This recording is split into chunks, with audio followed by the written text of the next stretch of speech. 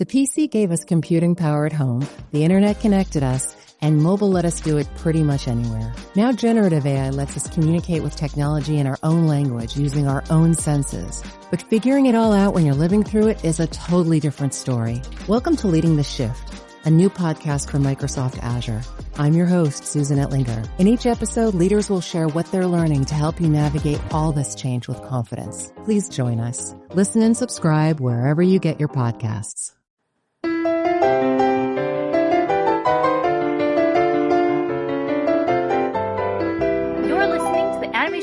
Podcast with the Rotoscopers, episode 27. Interview with DreamWorks Animation's Frankie Franco.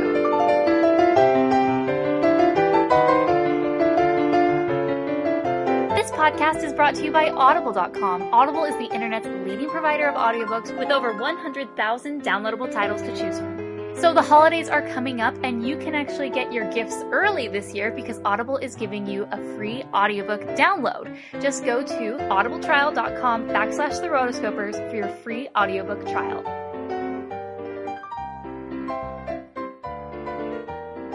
This is the Animation Addicts podcast with the Rotoscopers, Disney, DreamWorks, Pixar, Don Bluth, and everything in between. So we had the amazing opportunity to interview Frankie Franco III, who works at DreamWorks Animation Studios. He's currently a production assistant there, and that's actually his first job at the studio. So it was actually pretty cool to get to interview somebody whose first job in the industry is a production assistant, which is a little different than some of the other people we've interviewed who maybe have been in the industry a long time or their first jobs were in the visual arts. So it's kind of cool to see the other side and perspective. And he definitely dabbles his fingers in all sorts of the production side. He's very instrumental in getting the film ultimately completed and done. So it was great to hear his perspective. He's funny. He's awesome. We actually got a few requests to interview Frack from other listeners who know him from Pottercast. So we are very grateful to Frack for letting us interview him and essentially talk about his job. So here it is, and enjoy the interview.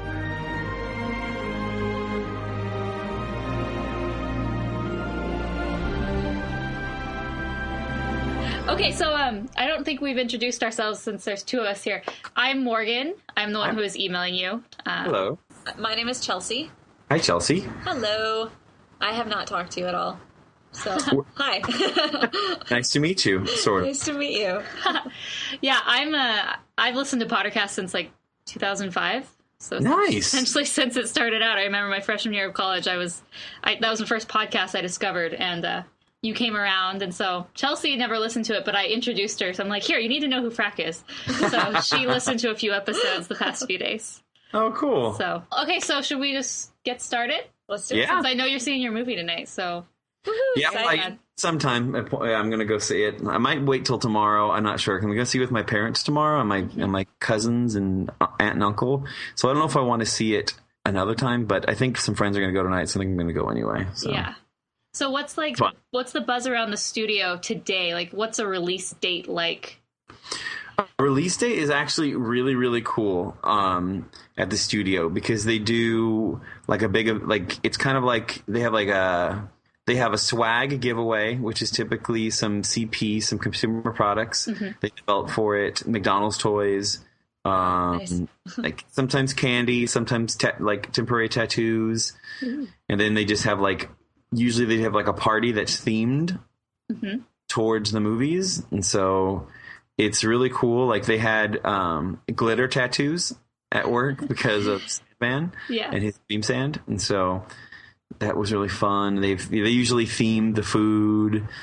They have a toast. We have a cross-site toast that we connect with our Redwood City campus up north. And then the director talks, and then Jeffrey will talk, and then the director talks, and then the producers talk, and it's very, very it's really, really fun. Ooh, cool. So everyone's excited, and we're keeping our fingers crossed because we still have to compete with Twilight a bit. And nothing against Twilight, but it's a black hole when it comes to money and movies to everyone else.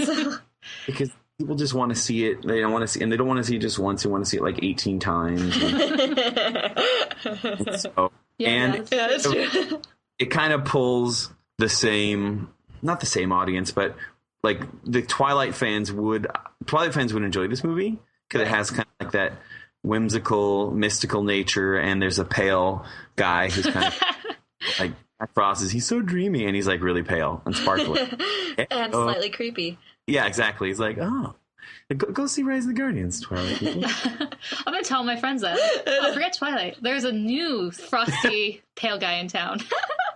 Really? I thought Twilight ended. Yeah, exactly.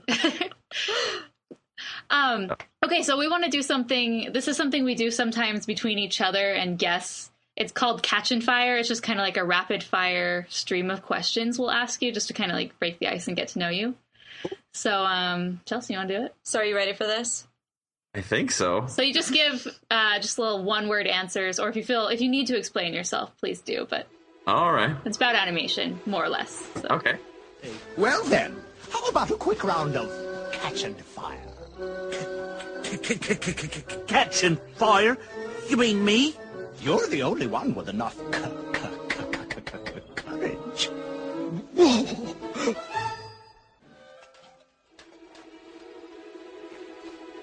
All right. So what was the very first animated movie you remember seeing? Little Mermaid. Favorite cartoon growing up? Oh, there's so many, but I'd have to say Gargoyles. Oh, I love that one. Favorite animated movie? Dang. I'm so close to Rise of the Guardians, I can't pick that one, even though I really do love it. It's probably a toss-up between The Little Mermaid, because of just nostalgia, and Sleeping Beauty, because it is just gorgeous. Sleeping Beauty is a work of art. It's amazing. I agree. Favorite animator or artist? Favorite animator? Probably Glenn Keane. Okay, very nice. Classic animation or CGI? I love 2D, so yeah. I like paper pencil. I'm liking your answers so far. Yes, exactly. We're trying to. I'm not supposed to judge, but we're trying to decide if we're going to let you into our club here.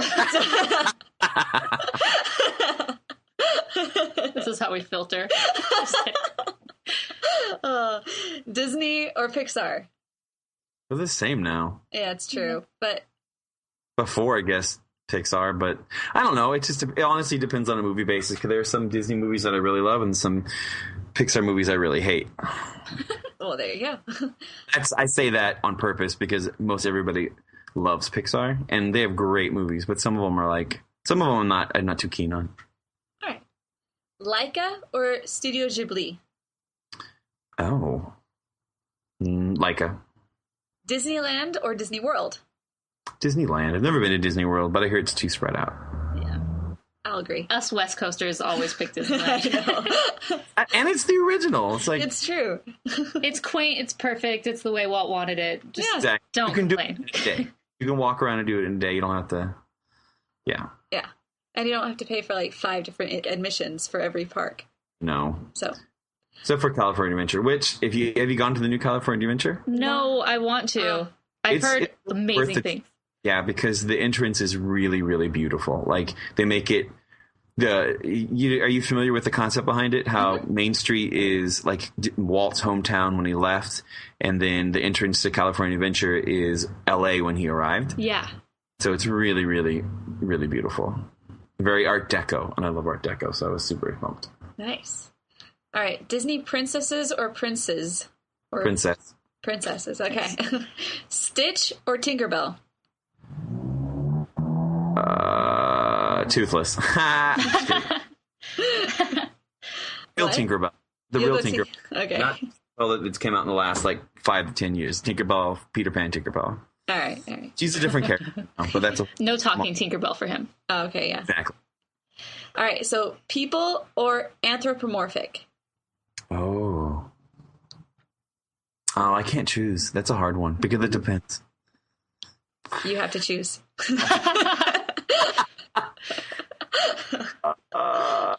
Let's go with people because that includes like mermaids and fairies and stuff. Oh, all right. Sounds good. Bravo. Songs or no songs? Songs. Who would win in a fight? King Fergus or Stoic the Vast? Stoic the Vast. Summer releases or winter releases? As a child, I enjoyed summer releases. As an adult, I enjoy winter releases. Nice. Okay, and this is the last one, and it's a toughie. So picture this. You are tracked by terrorists, let's say that. That's not what's written there, Chelsea. I'm just going with it here. So you're trapped by terrorists, and in order to get out, you have to watch one of these two movies. Which one do you choose? Okay. Return of Jafar or Cinderella 2? Return of Jafar, because I actually enjoy that, because it came out when I was young enough, and I was like, ooh, a sequel. And there's magic in it. And I was really excited to see Jafar as like an evil genie. So I actually enjoy that one. So that one's, I do that one.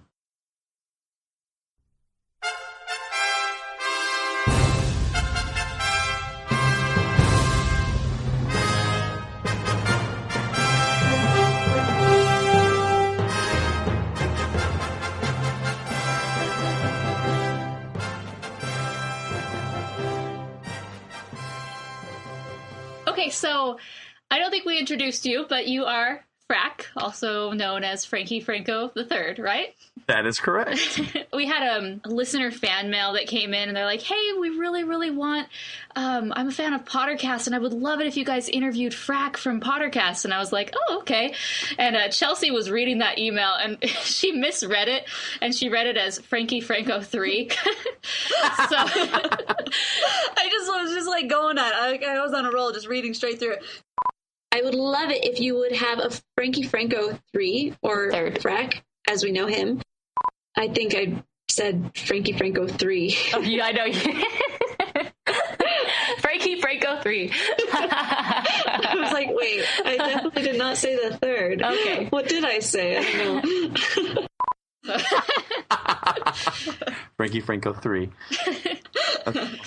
So tell us a little bit about you. Just, your very first interview question for jobs I always ask you, tell us about yourself. So tell us about yourself. I am a production assistant at DreamWorks Animation. I was on Rise of the Guardians in the animation department as a PA, and now I am on How to Train Your Dragon 2 in animation as a PA. I went to school for illustration. I'm born and raised in Southern California. I really enjoy coffee and cats, and I like to draw, and I really like Harry Potter, so I do a Harry Potter podcast called Pottercast. Yeah. Perfect.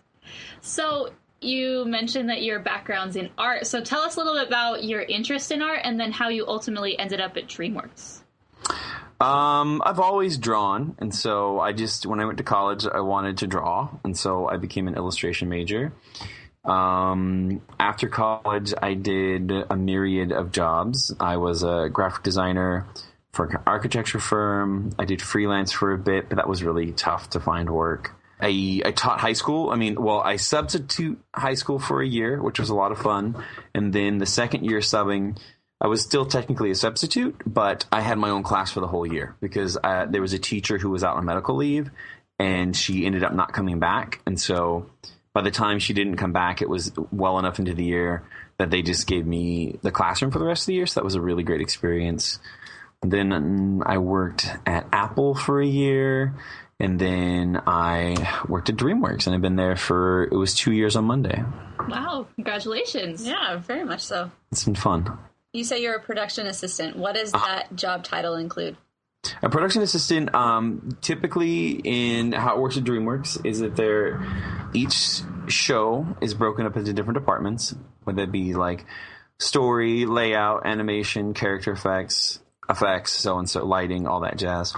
And there is typically like a production supervisor, a production coordinator, and a production assistant. And that team of 3 people, you help manage a team of artists, whatever perspective department. If it's in modeling, you have a team of X amount of modelers. If it's animation, you have a team of X amount of animators. And we're kind of like the oil in the machine. We make sure that we deliver stuff to the studio on time, that the producers are happy. but at the same time, if the artists think that there should be a change to the story or to a character design, we communicate that as well. And so like, I really am I assist and I'm an assistant. And I just kind of like handle how it worked in my old department, on Rise of the Guardians is usually my supervisor. If I'm speaking in broad strokes, my supervisor dealt with tomorrow, quote unquote, because she dealt with the schedule and making sure that we're just on top of things. And then like my coordinator made sure that all the stuff that needs to go to the other departments, we get to the other departments. So she pretty much dealt with like yesterday, quote unquote. And then I would deal with today, quote unquote, meaning that if we had meetings, moving stuff around the calendar, building playlists, making sure all that stuff happened. So it really is a huge team effort, and they really encourage that at DreamWorks, and it's a really great experience. And so your job kind of shapes, and what's interesting about it is that your job it's different at different times in production. It's different with different people. And so like the general strokes is I help manage a team of artists, and I manage calendars a lot. Cool. So I know that from your Instagram, your Twitter, it seems your day starts with usually some sort of coffee and sketching, or you kind of hanging out at DreamWorks in their cafe or outside. So give us the typical day in the life of a production assistant, or what you would typically do from waking up to, I guess, leaving work. Okay, well, I'm blessed enough to live extremely close to work. I live like 2 miles away. So on a perfect day, I bike to work, and I try to bike most days of the week. This last week, anyway, I try to life story. I usually bike to work. There's a coffee shop that I like down the street that I'll stop there and get some. They have a really good espresso. If I can drink espresso without having to put cream in it, it's good espresso, and I don't have to put cream in it there. And so I just have some espresso. I read. I'll Instagram. If I have time, I'll sketch a little bit. And then I head into work. It takes me about like 15 minutes to bike to work. Head into work. I go to my desk. I log in, check my emails. I will check in with my supervisor and my coordinator. We see what the game plan for the day is. Each day is different depending on the day of the week, because sometimes we have dailies, sometimes we don't. Sometimes we have meetings with producers, all that fun stuff. I usually eat lunch with some friends on campus. They have a great commissary on campus that we get to eat for free. And we have a myriad of options. We have a salad bar, a sandwich bar, a soup bar, a main entree that the chef makes, a chef special, which he just makes up whatever he wants. Everything that's left over. Not that kind of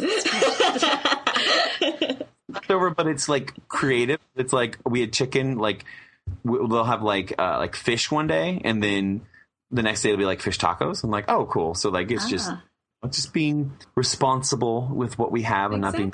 But yes, sometimes leftovers, but it's always in a new kind of creative way. And sometimes I like the taco version of it better than the normal version of it, because it has a little more seasoning in it and all that fun stuff. And they have a grill as well that has like a full barbecue, and they have vegetarian options, which are fun.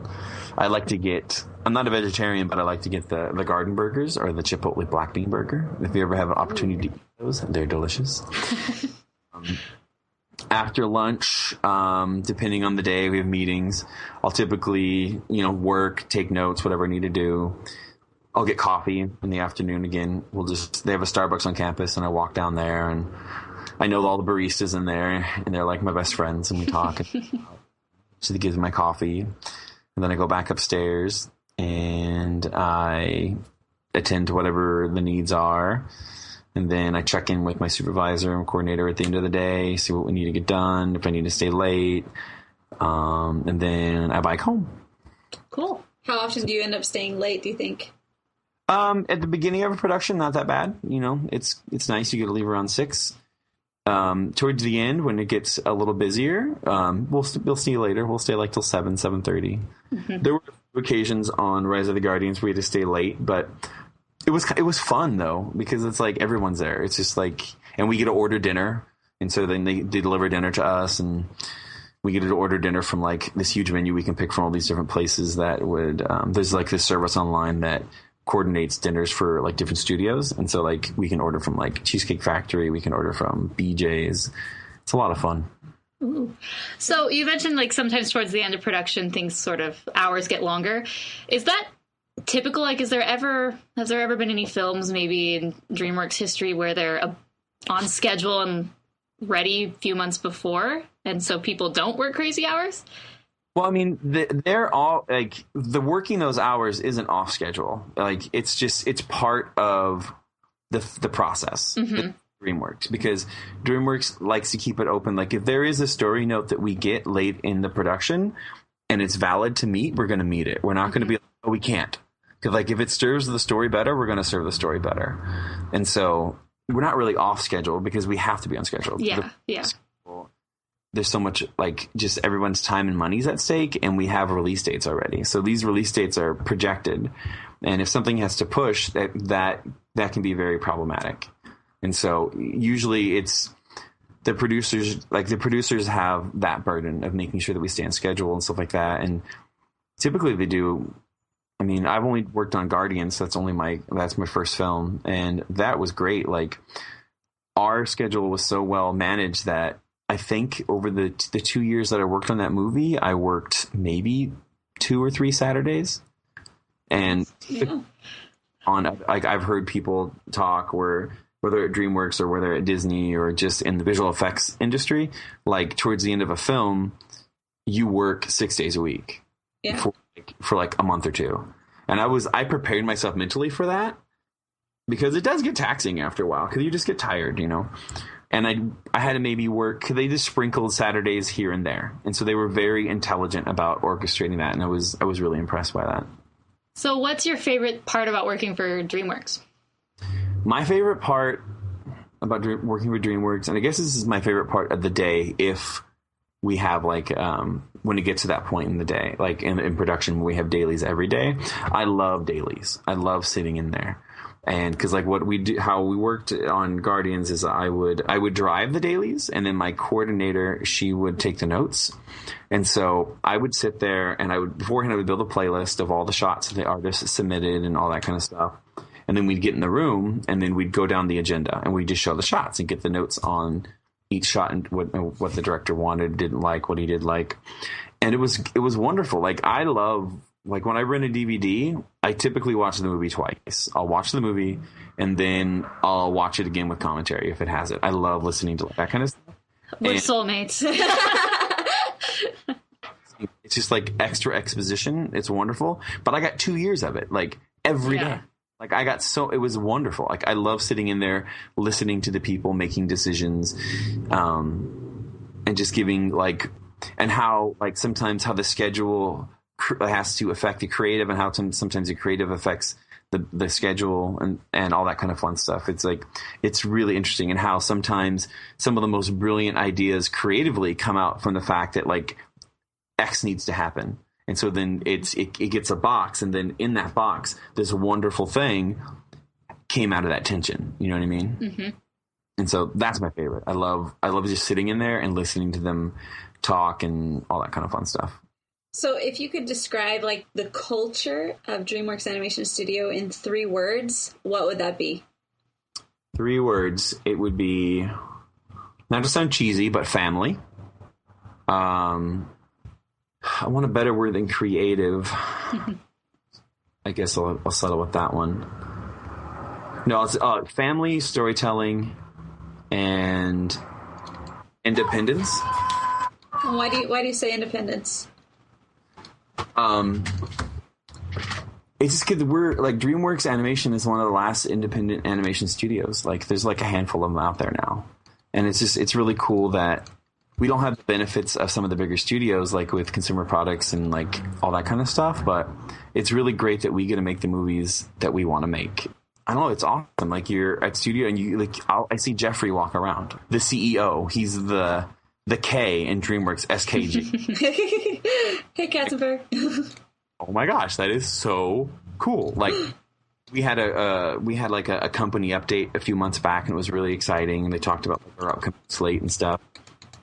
And he sent an email out about how he enjoyed it, and like I was like, you know what?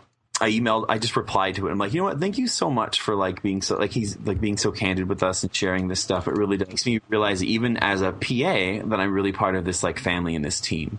And then he replied back like 2 minutes later, like, you are happy face with an explanation. I was like, oh my gosh. Like, when I see people like, I don't know, I couldn't be around celebrities very much because they just geek out. I'm like, oh.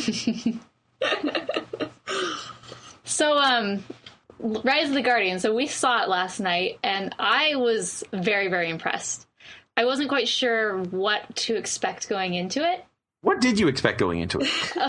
Well, honestly, let's go for this one. Let's see. I thought it would be more Christmassy based than it was, and I didn't think it would be. I guess he kind of gave these hints that it was going to be like really Jack's story, but I guess I didn't think so much that it was going to be about him. But what overwhelmed me was the storytelling, like one of the 3 words used to describe DreamWorks, that it was just an overall incredible story that they told, and they really wove all these different elements into it and Jack's backstory and everything. And I left like really satisfied, you know, because I kind of went into it. I'm like, okay, are they making a holiday movie just so they can replay it every Christmas and Easter and get a bunch of, you know, revenue off it? Like, that was being the really cynical, but that was a long time ago, a few months ago. Pragmatic. But all my expectations were, I guess they were kind of mid-level, and I was very, very impressed. Like, I think it was one of the best films of the year. Yeah, the storyline, for me personally, I'm more of a traditionalist, and like looking at all of the character designs, I was just really worried about it. I was just like, oh, I don't like tattooed Santa. I don't think I'm going to go for that one. Where's my holly jolly Coca-Cola Santa, you know? And it's just all these different things just kind of was like, I don't know if I'm going to like this. But yeah, when I went in, I had that type going through, but as I watched it, and it really did a good job at just like taking you and like, it doesn't matter any of the previous thoughts you had about these characters, you were looking at these characters. And it wasn't we're trying to play off of other people's ideas or of what they are. It's just like, okay, here's our movie. Here is our story. Mm-hmm. And this is how it's going to be going. And that was really cool. I believed it, and I was in it. We're believers. We're believers. Aw, that's the whole point of the movie. Yay! To say, are you guys familiar with how Bill Joyce came up with the idea? No, I want to read the book though. Yeah, enlighten us. Well, how he came up with the concept is that I guess one night he was putting his daughter to sleep or something, and she asked if Santa Claus knew the Easter Bunny, and he kind of just sparked in you. He was like, "Huh." And so he told her, yeah, they do know each other. And that's where the whole thing came from. Like, It was just the fact that if these mythological creatures and figures know each other. And so it just kind of started from there. They did a great job. They meaning you guys. Yay. Like, it was great. It was a really cool experience. So when you first got on the project, like, what were your thoughts? Because it'd probably been in development a little while. Yeah, I'd been in development for a little while. My best friend works there, and so he's worked there for a few more years than me. And so occasionally I would go see like a movie on campus, and then he'd kind of like show me around like on the first floor and show me some paintings and whatnot that are by the bathrooms and stuff. And they had some paintings of Rise of the Guardians, and I was like, oh, those are cool because it looks kind of very storybooky. And then so when I heard that was the movie they were hiring for, when I applied, I got really excited because I love fairy tales. I love them to death. And I love when you can take something, I love adaptations of things. So if you could take something and kind of like modify it or just update it or just kind of like put your own twist on it, I like that in and of itself. And so this was two things that I loved. It was a fairy tales and like a modern twist or your own adaptation on it. And so I was like really pumped. And then when I got the job, I got like a welcome packet that had all like the character designs in them. And then I fell head over heels for it because from a character design point of view, these characters are amazing in my opinion. Like, especially like Santa Claus is fun. Like they did a great job at like keeping true to the Santa Claus archetypes, but not being the Coca-Cola Santa, you know? Yeah. Mm-hmm. Like the black fur trim, that was clever. They gave him the Russian hat versus the Santa hat. Easter Bunny was going through a redesign at the time, so I didn't see him until later. Because he went through a lot of different redesigns. The Sandman is beautiful. Like, it's so clever because, like, when you think of Sandman, a lot of people weren't even familiar with Sandman before. Like, I've talked to a bunch of friends who are like, "What is the Sandman?" I'm like, "You've never heard of the Sandman?" They're like, "No." I'm like, "Oh, he's the guy that brings you dreams. He puts dust in your eyes and he makes you fall asleep, and that's why you get the sleep on your eyes." I'm like, "Oh, okay." His design was just beautiful, like that golden sand with like the little sun silhouette, and then the Tooth Fairy. I love her so much. Like the fact that they were smart enough to give her a tail with an interesting silhouette because her wings are in blur for the most of the movie. And think of a fairy. The interesting silhouette of a fairy from a design point of view are its wings. Yeah. But she's flapping so fast like a hummingbird or like a dragonfly that her wings are just going to be like this shimmer, which is gorgeous because it's just like this distortion and like shimmer of the background behind her. But the fact they gave her this really interesting like tail was like a peacock tail, but not really, it was great. And then Jack Frost was super cool with his like colonial pants and his hoodie that had like I know. So cold. I'm like, So who's your favorite character? It's like picking your favorite kid. I don't know. Well, who do you relate the most to? If I had to pick, it would probably be the Sandman. I love the Sandman. Interesting. I don't know who I relate to most because the Sandman is really quiet and I'm very loud. So, I like Jack. I do like all the characters, but if I had to pick, it'd be Sandman would be like just a grain of sand, if you will, above the others. Oh yeah. Okay, so what's your favorite scene in the film? My favorite scene. My favorite scene is Easter Destroyed. Oh, how come? I really, really love how that's acted and how it plays out, and I love Bunny's monologue in that. Like, not to be too explicit, but when he talks about how Easter's for hope and da-da-da, like, first of all, that scene is just wonderfully lit. It's beautiful, and I just really, really like what he has to say. It's arguably the worst scene in the movie too, because it's just so horrible and hard to watch, but it's just done so well. Yeah. I really like that scene, and I loved his speech, but it like got me thinking of, hope, and there was a very obvious connection about Easter and what it really means. So I know you're a Christian. Yeah. And so how did they play off, these holidays, Christmas and Easter are not based off, but they're meant to celebrate the birth of Christ and the resurrection of Christ. And then obviously Santa and the Easter Bunny are not spiritually related in a way to that. So how did that get handled? The dialogue there. Yeah. Like, being in animation, my department is in the middle of the pipeline, and so I don't deal with if these things should be in the movie. We deal with how they're handled in the movie, if that's a clear enough distinction. Mm-hmm. And so I'm not too sure. And like, obviously I gravitate towards that scene because I thought they did a great job of just communicating what hope is. Mm-hmm. And you can, like, for me personally, of course, I'm going to see that through the eyes of my faith and my beliefs and how I choose to live my life. But at the same time, it wasn't like, I don't know, I can't speak authority because I wasn't, I had nothing to do with that. But it was very intelligent and specific storytelling in the sense that they didn't divide the audience by saying you have to hope in this or hope in that. It was just like hope. And so people can pick up that word and that term and place it wherever they have significance and value in their life. You know what I mean?